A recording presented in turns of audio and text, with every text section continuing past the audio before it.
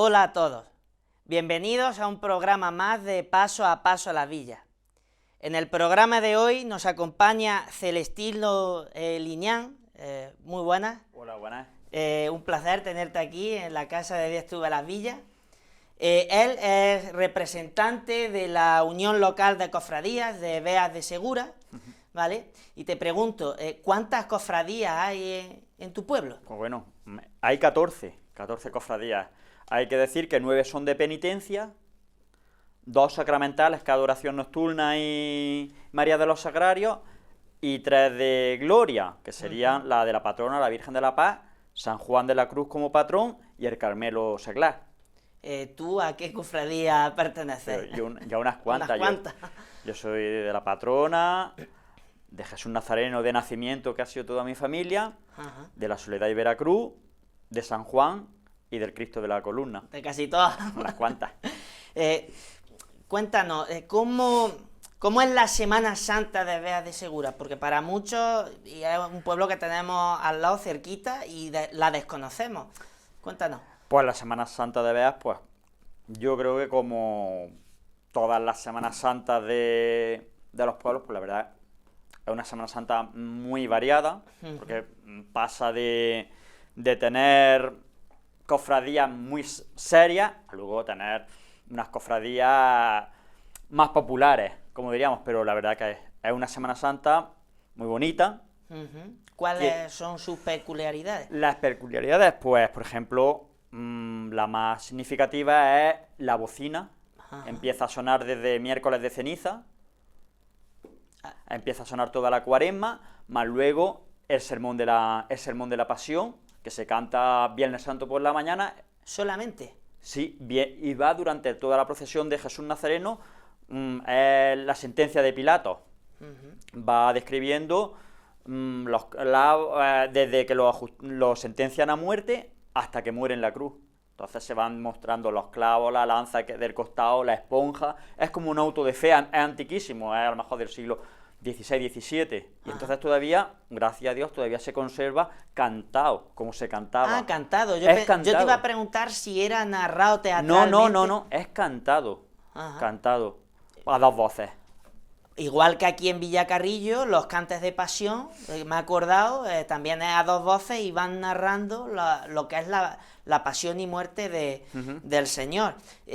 ¿Podrías contarnos también cuál es la historia en general de la Semana Santa de Beas de Segura? Pues bueno, hay cofradías súper antiguas, muy antiguas, por ejemplo la de Jesús Nazareno, que se remonta sobre el siglo XVI, y la Veracruz, Soledad y Veracruz también al siglo XVI. Ellos, la Soledad y la Veracruz, se cree que se funda en el convento de los franciscanos, de la Pura y Limpia, de las Clarisas, y por el cambio, el Nazareno un poco más carmelita. Además, justo en junio les dieron el título de carmelita a la cofradía. Y entonces, pues, luego hay otras que ya son, por ejemplo, tanto San Juan como la Verónica antes pertenecían a la cofradía del Nazareno, pero luego al pasar guerra y todo esto, se segregan y ya son cofradías aparte cada una, ¿sabes? Pero normalmente son cofradías bastante antiguas, lo mismo que la de la Virgen de los Dolores, también es muy antigua. Cambio, por ejemplo, una cofradía bastante nueva, es de los años 77, 75, del siglo pasado. fue la Buena Muerte, que fue fundada por gente joven del pueblo. La verdad que ha sido una cofradía puntera. ¿Ahora mismo ha habido más hermandades que se han fundado nuevas? No, ahora mismo están todas, lo único que, por ejemplo... La última ha sido esta. Sí, vamos a San Juan Evangelista, porque San Juan... esa cofradía es la de los San Juanes, San Juan Bautista, San Juan Evangelista, añadió a su cofradía también la entrada triunfal de Jesús en Jerusalén. Y, por ejemplo, has dicho antes que una de las procesiones o de las hermandades más populares de Beas de Segura es la de Jesús Nazareno. Sí. ¿Podrías contarnos un poco la historia del antiguo, si se sabe autoría, la historia de relación con la orden conventual? Sí, vamos a ver. Esto está más contrastado. Hay en el convento un escrito de una monja que sueña con un Jesús Nazareno, y que le dice que quiere que su imagen se venere en Beas. ¿Cuál es? Que al día siguiente o a los pocos días, su confesor le comenta a su confesor el sueño que ha tenido. Su confesor venía de Villanueva y le dice que justo en Villanueva hay una imagen de Jesús Nazareno que no recibe culto, que podrían comprarla y allí entonces Beas recibir culto. Se compra esa imagen, recibe culto en Beas. En guerra se pierde, bueno, no se pierde, aparece al pasar la guerra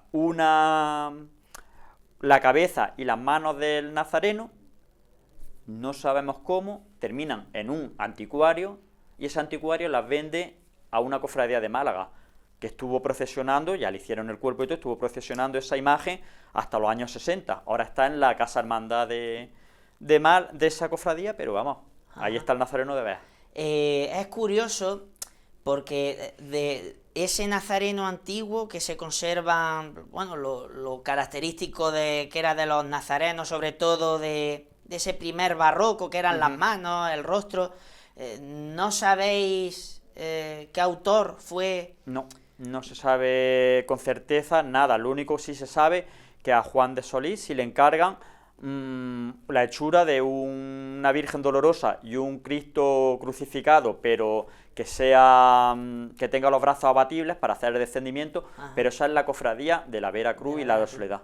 Es que es curioso porque en esos años de San Juan de la Cruz, porque a San Juan de la Cruz hay que atribuirle que él fue el que difundió muchísimo la devoción a la iconografía de Jesús Nazareno, ya sea en pie o caído, concretamente en la provincia nuestra, la de Jaén, y luego el santo murió encima en Úbeda.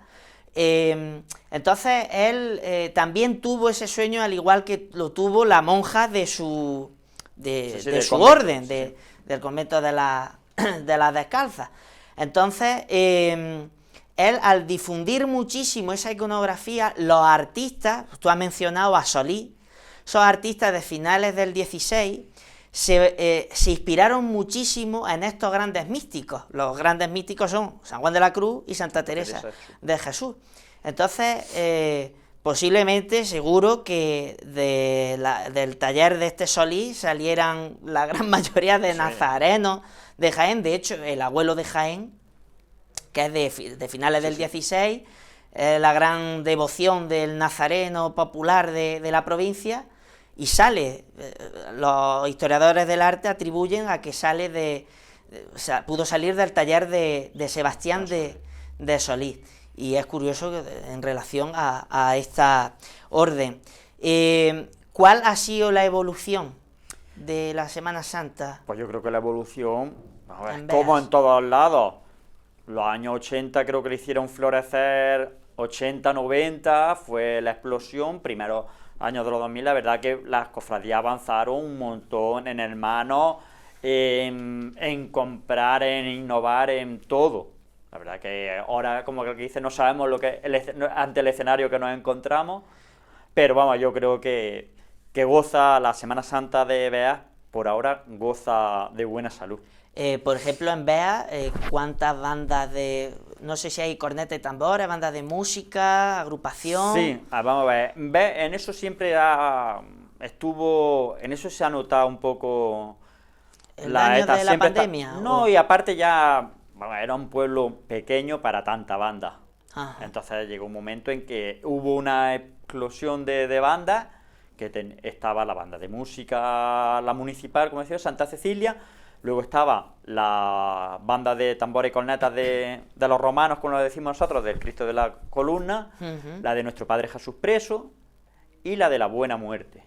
Luego estaban otras que son pues tambores y cornetas, pero las típicas de siempre. Con el caperú. Sí, que es la de San Juan, y Jesús Nazareno tuvo esto, se llegó a extinguir, y poco más. La Verónica creo que también llegó a tener, pero claro, los críos eran los mismos para todo, entonces sé que han quedado, creo que los romanos y Jesús Preso. ¿Están las cofradías de Beas de Segura muy vinculadas a la vida parroquial? Hombre, eso es lógico, es que no tiene sentido que una cofradía no esté en la parroquia. Es que, vamos, es que creo que es el pilar fundamental, que una cofradía tiene que estar siempre en la parroquia y de hecho está colaborando. Todas las cofradías tienen representación en consejos parroquiales, en todas las actividades de la parroquia, y ya está, y funciona, pero a las mil maravillas, por ahora. En todas las entrevistas estoy haciendo esta pregunta, y tú no ibas a ser menos. Sabrás que estamos en el año del sínodo, en el año de ese concilio, de ese cambio, el año sinodal. ¿En qué crees que afecta esto al mundo cofrade? ¿El mundo cofrade debe de implicarse? Tú has dicho que las cofradías deben de estar involucradas, metidas en la vida de la parroquia.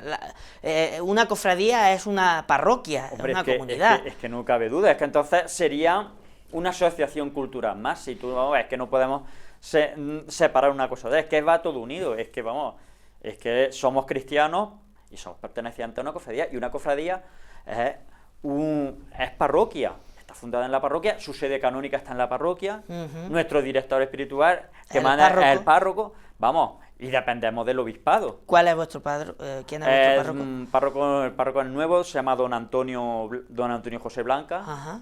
Y por ahora está muy bien. Entonces, ¿cuál crees tú ahora mismo que es el objetivo por el que debéis trabajar junto con la vida parroquial? Por ejemplo, en relación a este año, el año de la pandemia, para levantar esto un poco. Vamos, si es que yo creo que se ha trabajado y se tiene que trabajar siempre en el mismo objetivo, en atraer a la gente, a traer a la gente a mostrarles la palabra del Señor. Es que es lo principal, es que no tiene otro sentido. Vamos a ver, una procesión sí, a un culto externo, pero que te vale una procesión si tú no has vivido una cuaresma, tú no has vivido el triduo pascual, exacto, no has vivido... Si se queda, pues ya... El objetivo primordial es acercar a la persona, al creyente y al no creyente, hombre, también, que ahí es lo complicado, la palabra de Dios. No quedarnos solo en lo he dicho también en muchas entrevistas, en lo externo, sino también trabajar en el sínodo, cómo hacer que vayan al interior del templo, que ahí es donde de verdad... No, es que es lo fundamental, no tiene sentido... Decimos la Semana Santa, no, la Semana Santa, una cofradía, yo soy de cofradía, no, una cofradía no se basa solamente en tus días de culto y tus días de procesión, no, es todo el año. Exactamente. Yo siempre cuando empieza mi Cristo, mi Virgen o mi a lo mejor soy algunas veces un poco cruel, en el aspecto de decir, sí, me gusta decirle sí, ese que está por ti comido de olvido y de polvo en la iglesia, no, porque es que yo no necesito esto, porque yo le rezo desde mi casa y todo esto. Digo, sí, pero me estás poniendo la comparación de que tú vives en el mismo edificio que tu padre y te conformas con verlo en la foto y no eres capaz de bajar a verlo directamente a su casa. A lo cómodo. Yo creo que todo no vale. Y que claro, no estamos haciendo, a lo mejor no hacemos una religión a nuestra medida, a nuestro capricho, y no. Creo que tenemos que comprometernos y no solamente los 4 días de Semana Santa cumplir con nuestro compromiso cristiano que se base en esos días. Desde mi punto de vista, y yo aquí ni miro a nadie ni nada, porque yo no soy quien para tirarle la piedra a nadie. Primero... Tenemos que mirarnos nosotros mismos, pero es verdad que uno de los problemas de la Semana Santa es esto, porque las imágenes nos deben de ayudar a comprender y sobre todo a acercar a comprender lo más importante, que es la Eucaristía, lo que sucede en la Eucaristía. Y yo digo que alguna gente como que solo se conforta en un examen sacar en vez de un 10, un 5, ya estoy aprobado. No hay que llegar a ese 10, y ese 10 es yendo a celebrar con todos los hermanos lo más grande, que es la Eucaristía, y eso cuesta. Yo entiendo que cueste, pero si somos cristianos de verdad, un compromiso cofrade.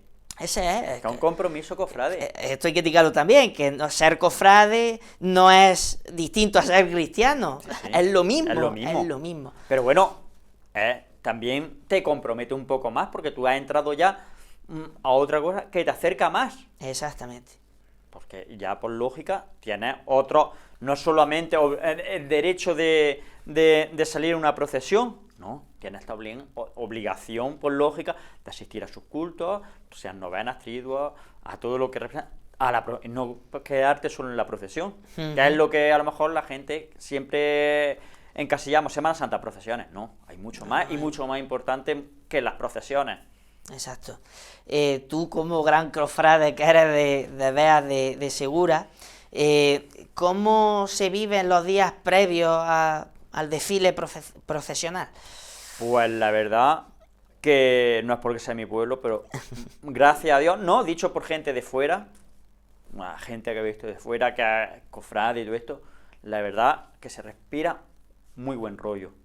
No hay las picadillas que hay en otras cofradías, no hay esto. Si están preparando en una casa pues, los enseres de la cofradía tal y cual, y tú eres de otra cofradía, vas y seguro que se están tomándose una mistela o unos pasteles, oye, come y siéntate. Siempre hay muy buen rollo. Y el nerviosismo y la cosilla que nos entra a todos porque ya están esos días, el día de que sale tu cofradía, todas esas cosas. Pero la verdad que... Pero son unos días como las vísperas, la verdad, que saben a gloria. Más que el mismo, como que dicen, más que el mismo día que... Esto porque es el momento y enseguida pasa. Siempre las vísperas, los días previos, siempre son mucho mejores. Claro, es mucho fuerte. Sí, la verdad es que... Y a nivel general... ¿qué novedades o futuros proyectos hay en la Semana Santa General de Beas? Pues ahora mismo, los proyectos que salgamos este año. ¿Tú crees que...? Yo creo que sí, sí, ¿no? Yo estoy convencido de que habrá que guardar... La diócesis aquí, no sé si se ha pronunciado. Ahora mismo no, y no cuando no se ha pronunciado es... porque la cosa va hacia adelante, va hacia adelante y ya está, y vamos a ver, a día de hoy... No hay restricciones ninguna, ni nada que prohíba nada. A nivel estatal o de la Junta de Andalucía, entonces no creo que el obispado diga nada. Porque allí en tema de tronos, ¿sois tronos, pasos, andas? Hay de todo. De todo un poco. Hay de ruedas, hay a hombro y hay a costal. ¿A costal hay mucho? Uno. Sí. Y a lo mejor esa cofradía se está replanteando por no el lo tema... sé, es la Buena Muerte, el Cristo de la Columna y Romano. No sé ahora mismo si habrán empezado los ensayos o no habrán empezado los ensayos, no sé cómo lo estarán intentando mirar. Y los demás que son a hombro, no creo que haya problema ninguno.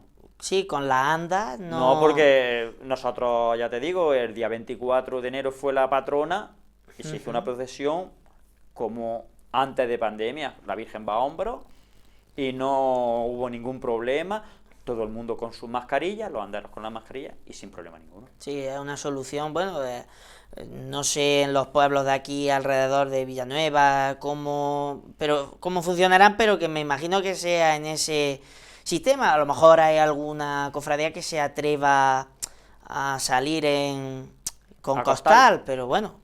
No hay, sé, teniendo la precaución y la medida de seguridad, no creo que haya mayor problema. A ruedas, ¿cuánto? No sé si me lo has dicho. Sí, a ruedas pues sale la borriquita. Nuestro Padre Jesús Preso sale, pero sale el Jueves Santo, porque Jesús Preso, lunes santo, porque nosotros tenemos procesiones todos los días. Desde Domingo de Ramos hasta Domingo de Resurrección, bueno, excepto el Sábado Gloria. Sí. Entonces, Jesús Preso, el lunes santo, sale desde el santuario de la patrona, que está en el casco antiguo del pueblo, en lo más alto del pueblo. No todos salen de la sede...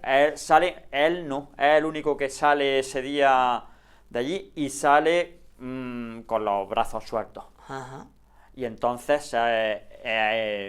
en el parque, recorriendo todas las calles más estrechas del pueblo y todo esto, llega en el parque, y en el parque se escenifica el apresamiento de Jesús con los romanos. Entonces pues ya el jueves ya sí sale en su trono a ruedas, y más en ruedas sale la Virgen de los Dolores y el Santo Entierro y la Soledad. A la forma antigua también. Sí. Vamos a ver, tampoco es que no habría gente para tantos. Por ejemplo, un Viernes Santo y San Juan, que hay 4 o 5 cofradías en la calle, no habría gente para... Imposible. Sí. ese es otro de los problemas que debe de analizarse, ¿no? La implicación de los costaleros, que pues que vamos a volver a lo mejor, que ya está, que si lo importante también es sacarla a la calle y cumplir con el objetivo ese que mencionábamos antes, de acercar las imágenes a la gente para la palabra de Dios. Pero hombre, yo por ejemplo que soy, tú eres joven también, pero yo soy más, como estoy acostumbrado a ver desde pequeño el tema de costaleros, de portadores y demás, a mí me impresionaría mucho que algún día salieran, por ejemplo, de aquí, yo soy de aquí de Villacarrillo, salieran todos los pasos a ruedas. Me impresionaría muchísimo y no sé si llegaremos a tal punto de que lleguemos a sacar todos los pasos, todos los tronos a ruedas. Pues puede ser, no sé, pero a lo mejor también valdrá para valorar lo que se tenía y que lo empecemos a valorar también. Lo que vamos perdiendo. Claro. No sé si quieres contarme algo más, algún proyecto más de la Semana Santa. No, ahora mismo ya te digo, es como todo, ¿no? Llevamos 2 años muy tranquilos, muy desconectados en proyectos. Esperemos retomar ahora todo con fuerza. Y con mucha y esta cuaresma que se pongan ya las cofradías, aunque el año pasado ya también hubo una cuaresma medio normal. Sí, los cultos. Los cultos fueron totalmente y luego en la iglesia pues se pusieron a veneración los días de Semana Santa todas las imágenes y la verdad que ¿no? Sí, en sus capillas y la verdad que estuvo muy bien y ya está, y se vivió, pues hemos vivido una Semana Santa distinta, a lo mejor más espiritual, más y cercana. Ahora pues a lo mejor también va valioso para valorar lo que era también la Semana Santa.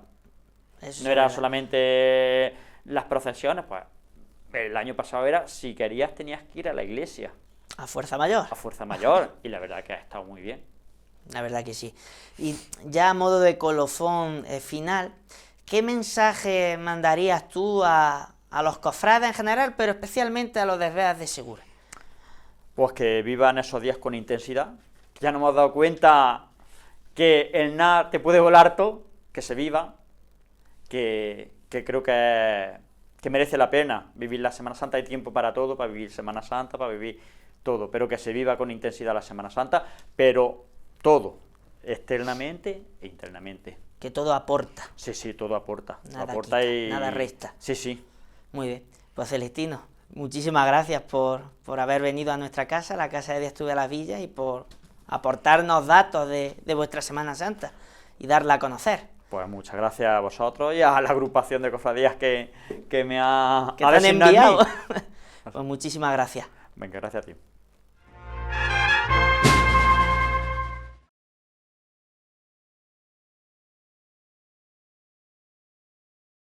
En cierta ocasión Jesús cogió a 3 de los 12 apóstoles, 3 íntimos amigos suyos, a Pedro, Santiago y a Juan, y los subió a un monte alto llamado el Monte Tabor.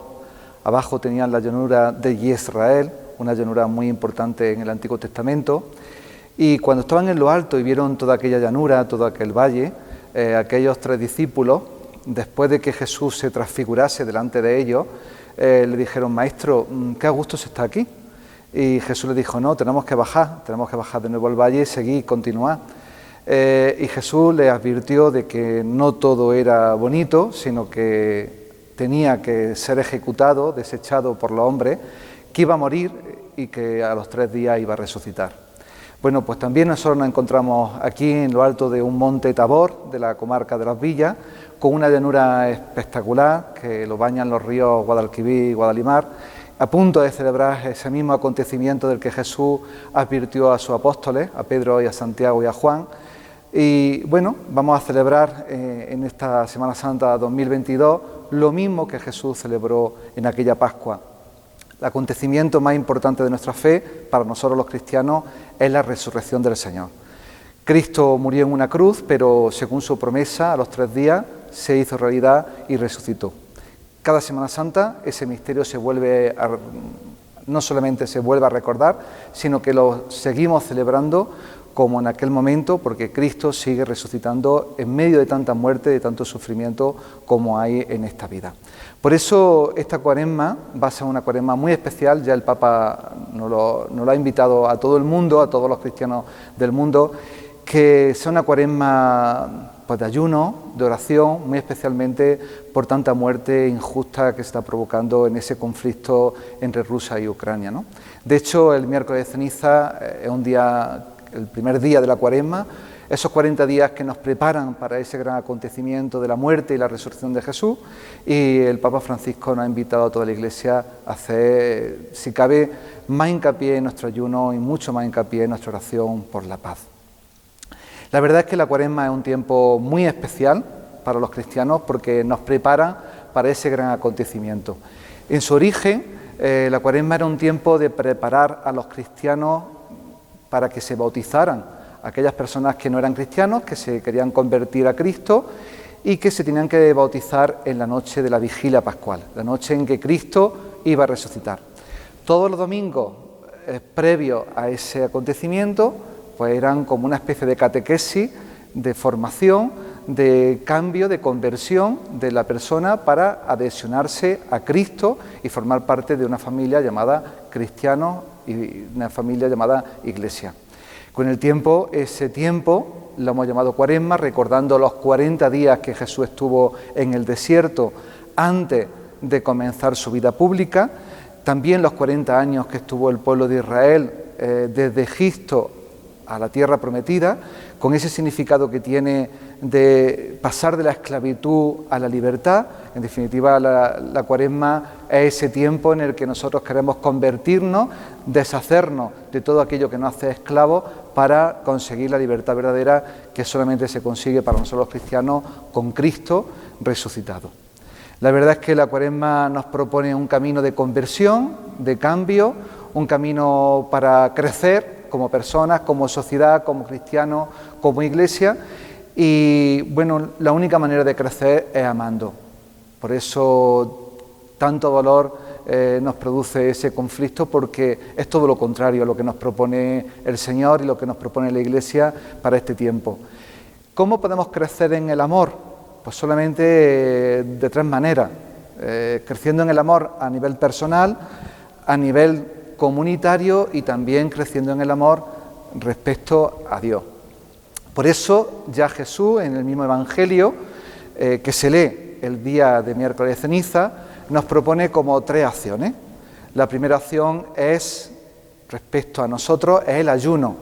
Cuando uno se priva de ciertas cosas que nos esclavizan, que nos atan, que nos hacen pensar solamente en nosotros, cuando ayunamos de ciertas cosas que nosotros valoramos mucho, es cuando realmente apreciamos las cosas y entonces uno crece como persona. Cuando uno se ata a ciertas cosas materiales, pues la verdad es que el amor no nos hace crecer como personas. Por eso la primera práctica que nos invita el Evangelio de Jesús, y en definitiva la cuaresma, es que hagamos ayuno, de privarnos de aquellas cosas que nosotros creemos que son superfluas para crecer como personas. La segunda acción es la limosna. No vale crecer como personas si nosotros no crecemos también con los demás.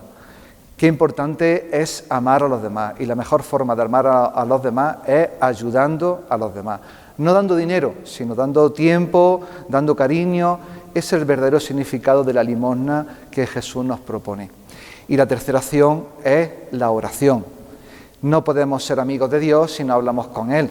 Por tanto, cuando uno habla con Dios, cuando uno se relaciona con Dios de forma íntima, es cuando de verdad crece en el amor con Dios. Tanto el ayuno, la limosna como la oración, Jesús nos dice en el Evangelio que sea anónima, que no sea para ser visto como los fariseos que hacían ayuno para que la gente lo aplaudiese o daban limosna para que la gente lo valorase. No, tanto la oración como el ayuno y la limosna que Jesús nos propone tiene que ser en secreto, anónima, sin que nadie se dé cuenta. Y esa en definitiva es la cuaresma. La cuaresma es el tiempo de conversión para hacernos crecer como personas, como comunidad y también con nuestra relación con Dios. Para llegar a una Pascua, Pascua significa paso del Señor, de la esclavitud a la libertad, de la muerte a la vida, para que también nosotros como personas pasemos de esa esclavitud, de esta vida, de estas prisas, de estos agobios, de estos sufrimientos, de tanta estrés como nos produce el día a día, para conseguir esa libertad que Dios nos da, pues desde la paz, desde el amor que Él nos proporciona siempre con su resurrección. La verdad es que la Semana Santa se presenta una Semana Santa especial, porque cada año es especial, cada momento de la vida es especial para cada persona. Cuando uno es niño, niño, cuando uno va creciendo, cuando uno es mayor, pero la Cuaresma a todos nos invita a que vayamos y crezcamos en esa dimensión de fe, de amor y de esperanza que Dios nos propone.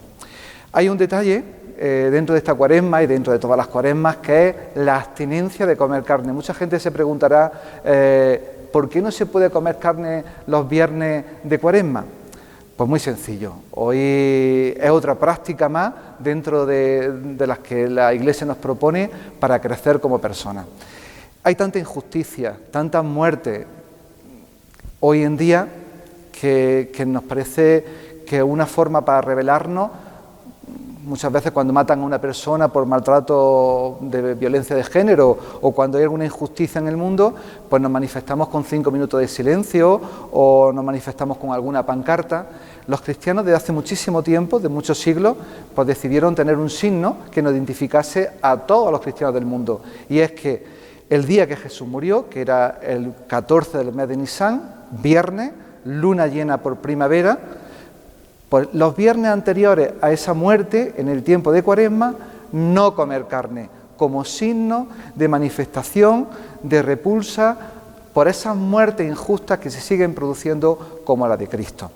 Bueno, igual que la abstinencia, igual que el limosna, ayuno, la oración, otras muchas prácticas que en la Iglesia se han ido, perpetuando a lo largo del tiempo, algunas particulares de los pueblos, otras más particulares de las naciones, que nos hacen sentir como es un tiempo especial, un tiempo favorable, como digo, para crecer en el amor, para crecer como personas, para crecer como familia.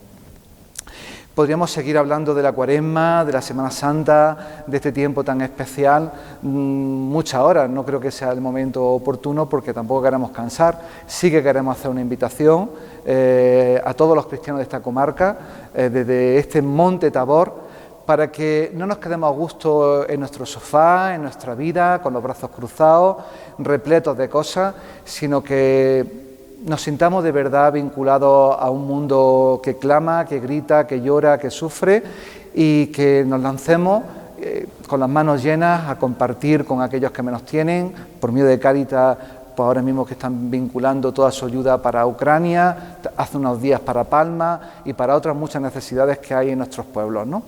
Es la única forma de verdad de celebrar la Semana Santa auténtica, de celebrar esta Cuaresma como un tiempo especial.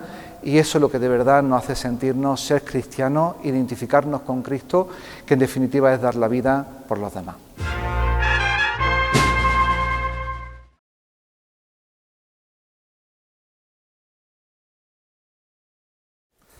Pues de igual modo que hay una serie de acciones que nos invitan en la Cuaresma a convertirnos para pasar de la muerte a la vida, para crecer como personas, también en la Cuaresma hay una serie de símbolos litúrgicos que nos invitan a esa conversión.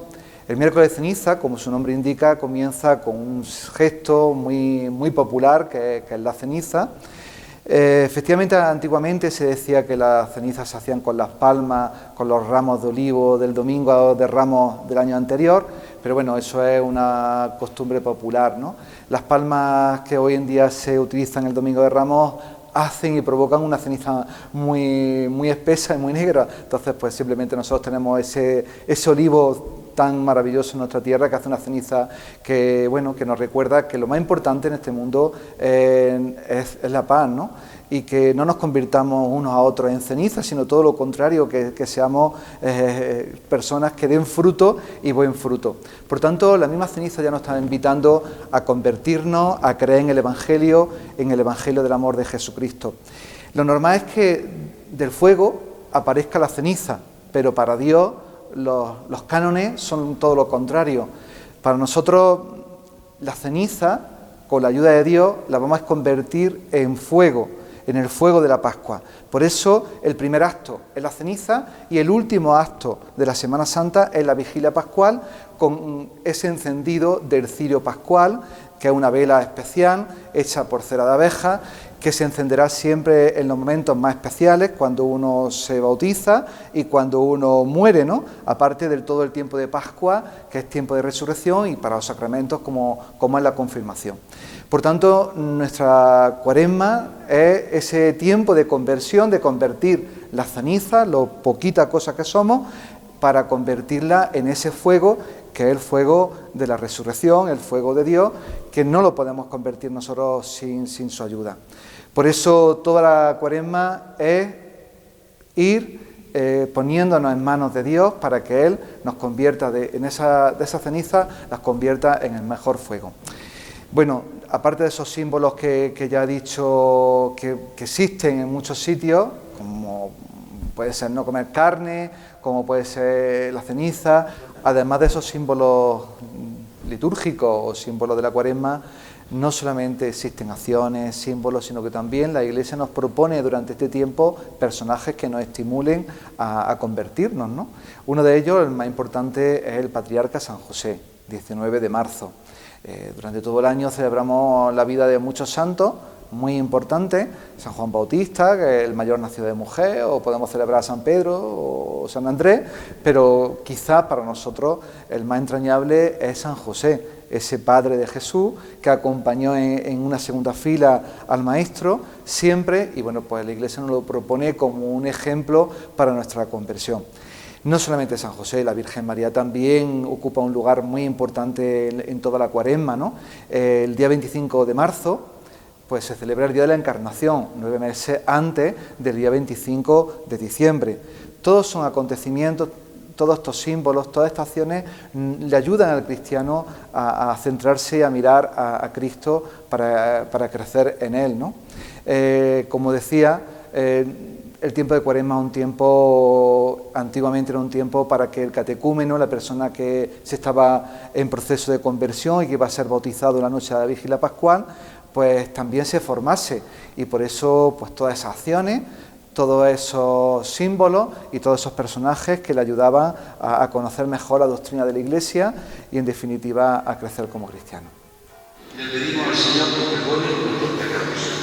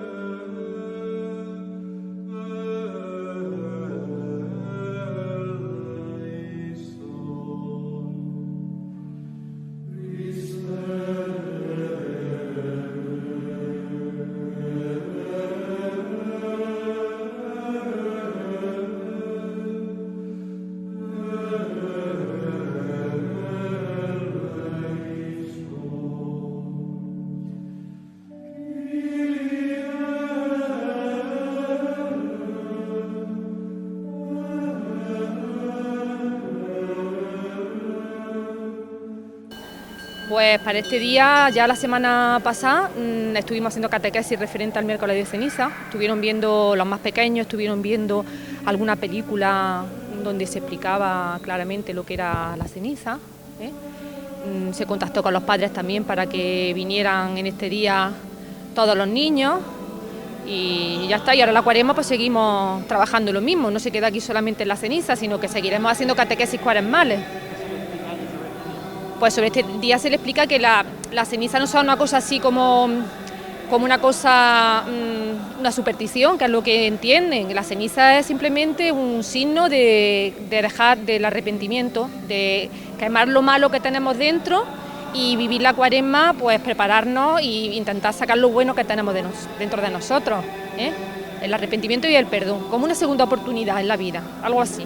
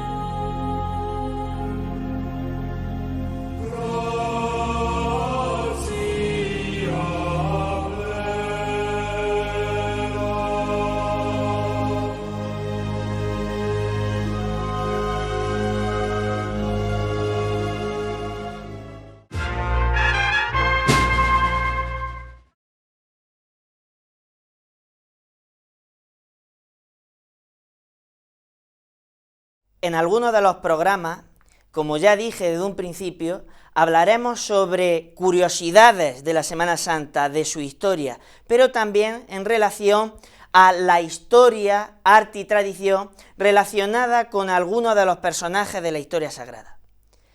En el programa de hoy hablaré sobre la Santa Mujer Verónica. La Santa Mujer Verónica, considerada por la historia sagrada como una mujer atrevida, valiente, que se atrevió muchísimo a acercarse a Cristo, camino del Calvario, para limpiarle con un trozo de tela su sudor y sangre. Así es como se le conoce en la historia sagrada.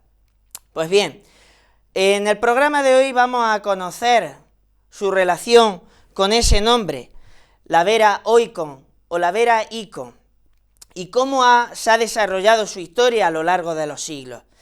Bien,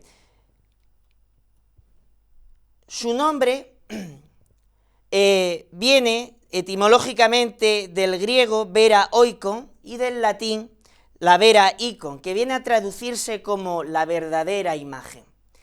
De la Verónica creemos que fue una santa falsa, es decir, que no existió en verdad y que posiblemente fuese una personificación de su propio nombre.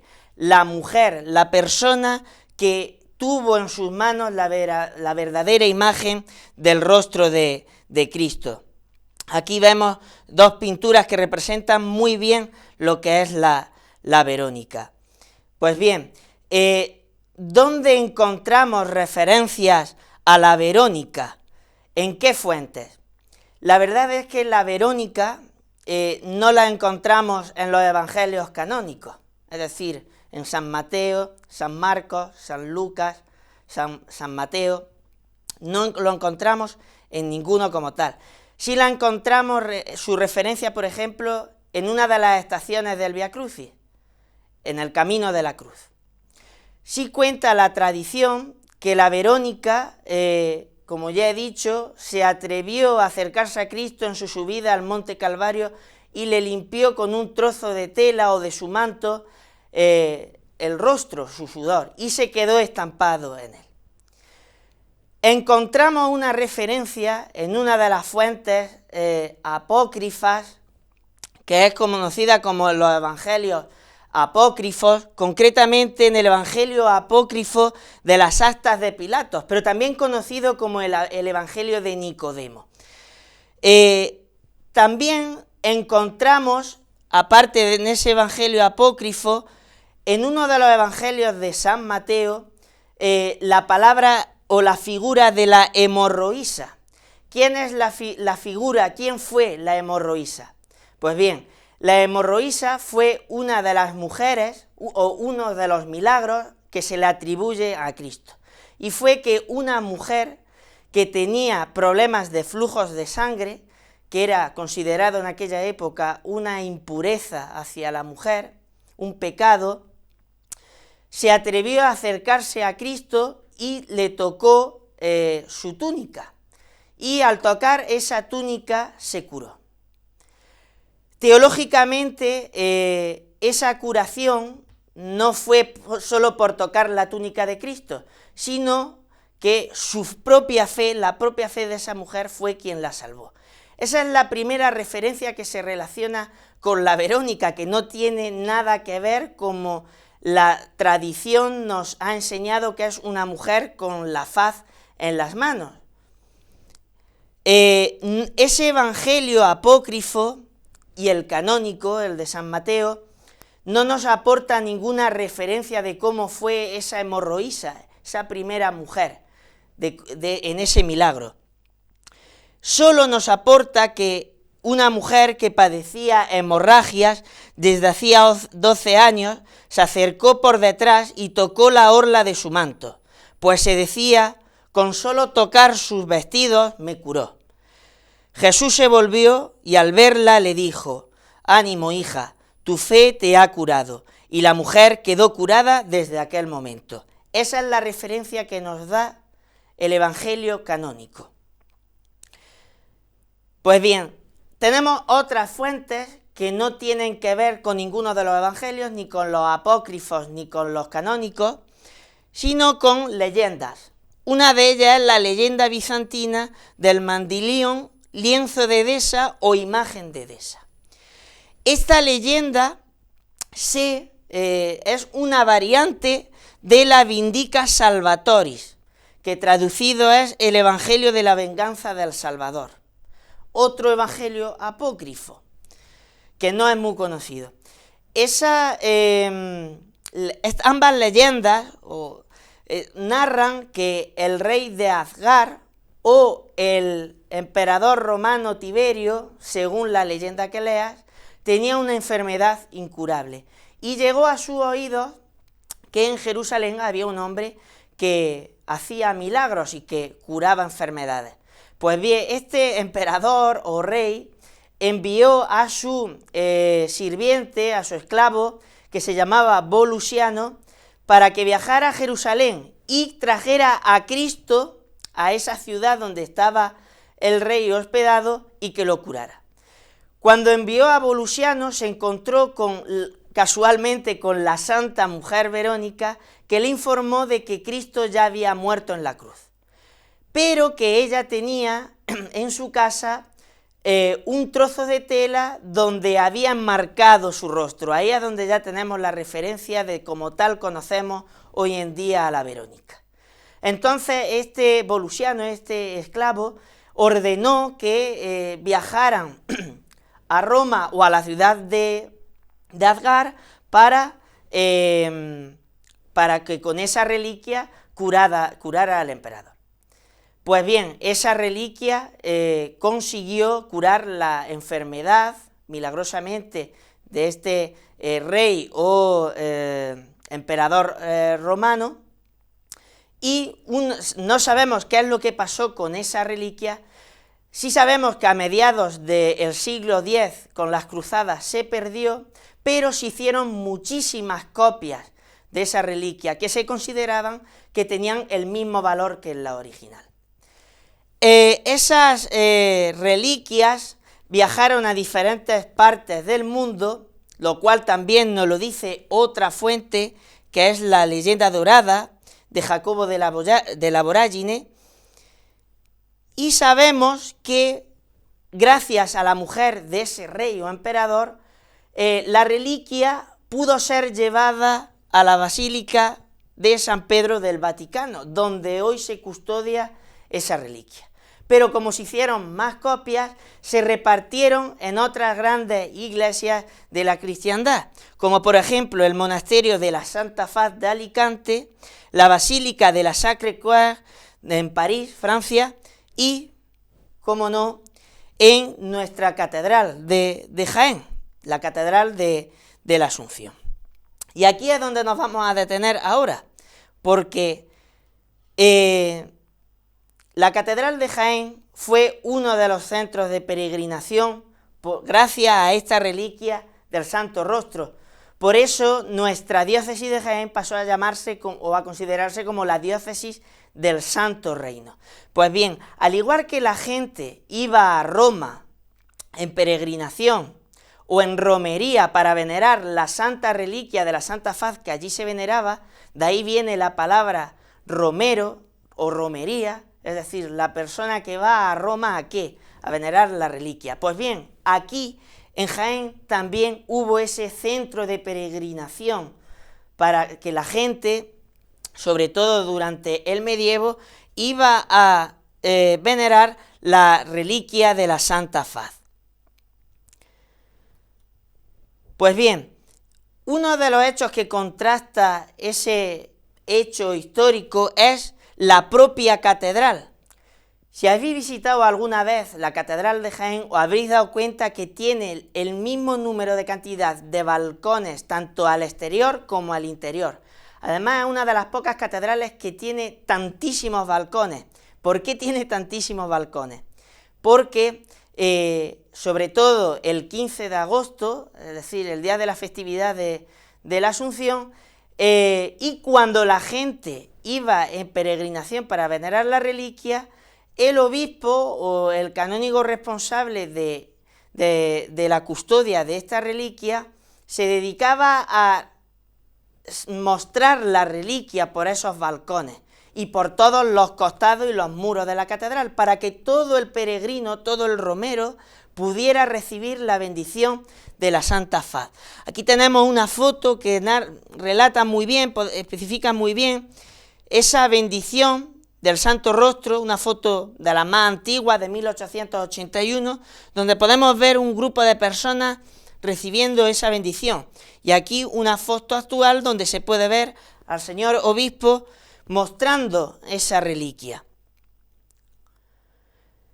¿Cuál es el origen de esta reliquia? ¿Cómo llegó esa reliquia concretamente a Jaén? Pues también lo encontramos en algunas fuentes, muy pocas de ellas. Una de las fuentes dice que del Evangelio apócrifo de Nicodemo, volvemos a lo que he dicho anteriormente, el Evangelio de las actas de Pilato, parte la historia de que una mujer, Santa Marcela, porque curiosamente en Jaén no se la conoce como la Santa Mujer Verónica, allí se la conoce como Santa Marcela, limpió el rostro de Jesús mientras éste iba camino del Calvario con la cruz a cuestas. En el paño quedó dibujado el rostro de Cristo hasta 4 veces, ya que se encontraba doblado. Uno de estos paños fue traído a Jaén por San Eufrasio. San Eufrasio es el primer obispo de Jaén, el que fue enviado por San Pedro, el primer papa. Uno de los 7 varones apostólicos enviados por San Pedro a evangelizar a España. Según la leyenda, San Eufrasio fue volando a Roma para persuadir al papa que estaba siendo tentado por el demonio disfrazado de joven doncella. El papa, agradecido, permitió a San Eufrasio llevar consigo lo que quisiera y éste eligió la Santa Faz. Esto, propiamente dicho, es una leyenda. Sí sabemos que no fue San Eufrasio quien trajo en esos primeros años del cristianismo esta reliquia a Jaén, sino que fue uno de los obispos del medievo, este obispo que tenemos aquí retratado, que fue don Nicolás de Viedma, uno de los obispos del siglo XIV que ocupó la sede del Santo Reino, la sede de la Catedral de Jaén. Y además aquí lo tenemos especialmente retratado. Se realizaron una serie de retratos en la Galería de Obispos y a él lo retratan un autor anónimo, un artista anónimo, concretamente con la faz, con la reliquia del Santo Rostro, porque fue él quien trajo la reliquia a Roma, de Roma. ¿Cómo ha sido la Verónica o esa reliquia de la Santa Faz representada en el arte?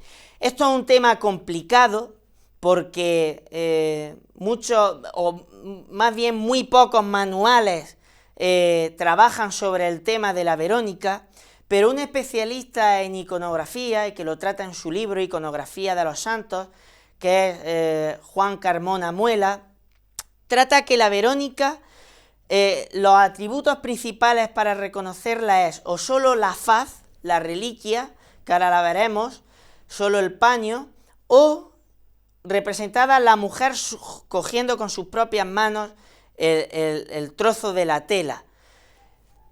Él divide la representación de la Verónica en 3 categorías. La principal categoría es la Santa Mujer Verónica, rodeada de la muchedumbre, pero con la relación de que está Cristo representado. Aquí, por ejemplo, en la Verónica, junto con un grupo de caballeros, se representa a la Verónica mostrando la reliquia. Pero se ve aquí en la esquina superior derecha cómo Cristo está subiendo al Monte Calvario. Sin embargo, en esta de aquí, vemos cómo la Verónica está limpiando el rostro de Cristo. Es decir, la Verónica junto con la escena sagrada de Jesús subiendo el Monte Calvario. Sin embargo, la segunda categoría se representa solo a la Verónica mostrando la Santa Faz. Esta tipología se relaciona muchísimo más con la escultura de bulto redondo, es decir, con las tallas que salen en procesión en la calle. también con ejemplos pictóricos, como es esta Verónica del Greco. Y aquí resalto esta Verónica de Francisco Salcillo. Pero la tercera categoría, que ha sido, por así decirlo, casi la más representada, es representada solo lo que es la reliquia, la faz de Cristo. En este caso, relacionada con los ángeles. Los ángeles son los que muestran la reliquia. Como tenemos en este ejemplo de Fray Juan Sánchez Cotán, una obra del siglo XVII. Pues bien, las reliquias tuvieron un papel fundamental, sobre todo en el siglo XVI, XVII y XVIII, porque en el 1517 ocurrió un hecho histórico que marcó el antes y el después en la Iglesia, en el mundo cristiano. Pues bien, en el 1517 el fraile Martín Lutero, un fraile alemán, clavó en la iglesia de Wittenberg las 95 tesis con las que atacó a la Iglesia Católica. Esto, como ya he dicho, marcó un antes y un después en el cristianismo. ¿Por qué? Porque se produjo un cisma. La Iglesia se dividió. La Iglesia ya estaba dividida desde el medievo con los ortodoxos, pero aquí ya se marcó un gran cisma en contra. Se produjeron muchísimas guerras. Pues bien, aquí fue cuando se produjo el inicio de la Reforma Protestante. Lutero defendía muchísimo la lectura de la Biblia, una Biblia que hay que decir que fue corregida y traducida por ellos. Se quitaron cosas de la Biblia, ellos mismos, por lo que los católicos se apoyaron más en la imagen. De aquí viene la palabra de que una imagen vale mucho más que 1000 palabras. El cristiano católico necesitaba ver. Por eso, sobre todo en el siglo XVII, la Semana Santa cobra un gran auge, ¿de acuerdo? En ese inicio de la Reforma Protestante, desde el mundo católico se creó la Contrarreforma. ¿Qué es la Contrarreforma? Un concilio, un cambio. La Iglesia Católica tenía que estudiar el cómo cambiar, el cómo hacer para que los fieles no se fueran a la Iglesia de Lutero. Pues bien, se creó el Concilio de Trento, en esta ciudad de Trento, una ciudad de Italia, y en ese concilio que duró desde 1545 hasta 1563, se crearon una serie de más de una veintena de capítulos donde tratar este problema. Uno de los capítulos tocó al arte, es decir, tocaron el tema de cómo el artista tenía que de ahora en adelante realizar el arte sacro. Concretamente en el capítulo 25, titulado como La invocación, veneración y reliquia de los santos y de las sagradas imágenes, se ordenó a los obispos y demás personas que tienen el cargo y la obligación de enseñar, que instruyan con exactitud a los fieles ante todas cosas sobre la intercesión e invocación de los santos, honor de las reliquias y uso legítimo de las imágenes, según la costumbre de la Iglesia Católica y Apostólica. Sigue el párrafo diciendo, enseñándoles que los santos que reinan juntamente con Cristo ruegan a Dios por los hombres, que es bueno y útil invocarlos humildemente y recurrir a sus oraciones, intercesión y auxilio.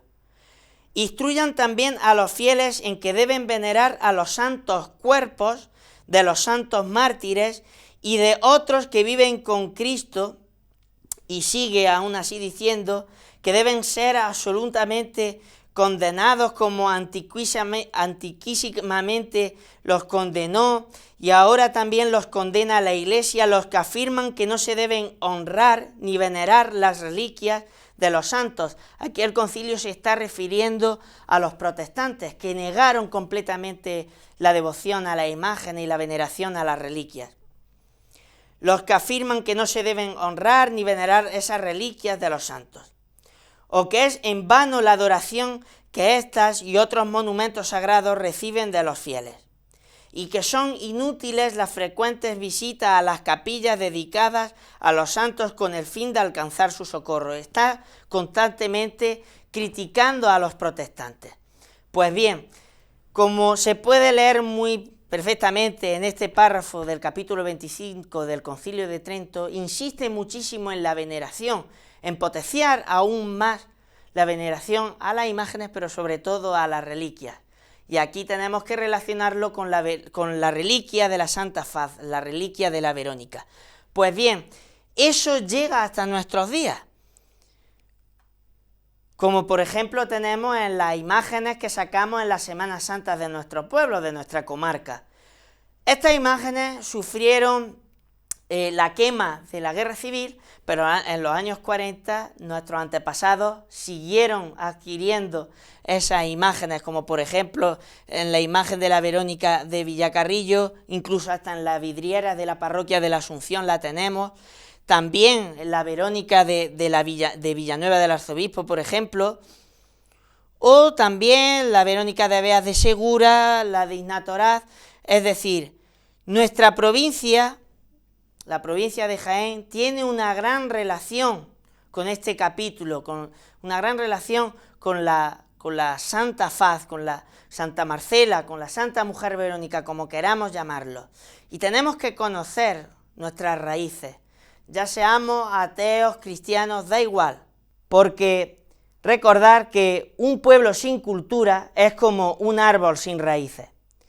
Si queréis saber, conocer más sobre el tema de la reliquia, de la Santa Faz, de la Santa Mujer Verónica, en este año 2022, en el libro de la Semana Santa de Villacarrillo, yo mismo he publicado un artículo que trata este tema. Os animo a leerlo.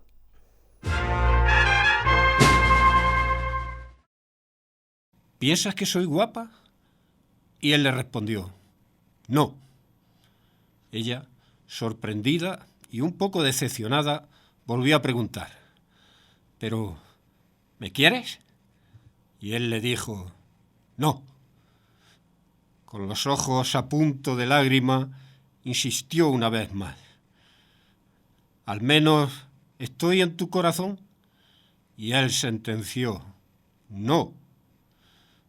Ahora sí, con los ojos anegados en llanto, agachó la cabeza y se dio la vuelta para marcharse cuando él la detuvo. No pienso que seas guapa, pienso que eres preciosa. Y no te quiero, te amo. Y no estás en mi corazón, tú eres mi corazón. Demasiado acostumbrado en esta sociedad actual a la posesión, al te quiero, al quiero tenerte, demasiado acostumbrado a las relaciones consumistas, usar y tirar, cuando la verdadera y única clave es el amor. Os doy un mandamiento nuevo, amaos unos a otros como yo os he amado. Vuestro amor mutuo será el distintivo por el que todo el mundo os reconocerá como discípulos míos. Juan 13, versículos 34 y 35.